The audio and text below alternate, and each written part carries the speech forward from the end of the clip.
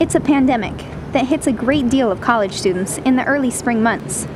For some, the illness is quite serious and contagious.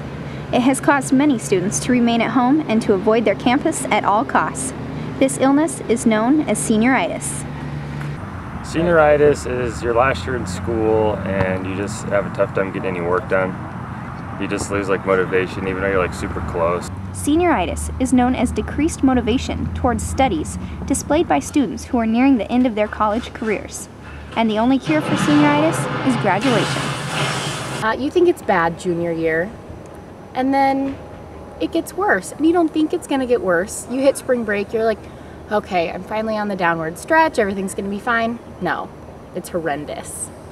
Symptoms include slowness, procrastination, apathy regarding schoolwork, and a tendency towards truancy.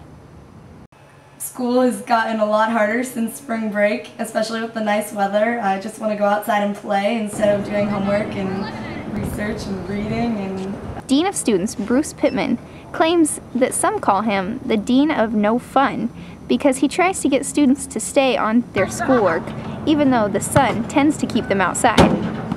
Let's just say there's an unusual number of sunburns. Now, more than ever, these seniors are being asked the big question, what are your plans for after graduation?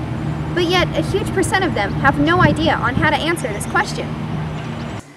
After graduation, that is the worst question ever. After graduation, I'm going to party with my friends for a couple weeks and then go live in my mom's basement.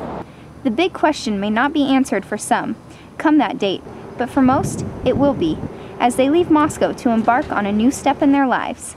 May 12th will bring an end to this pandemic until the next year rolls around. For Mostly Moscow, I'm Michelle Leachman.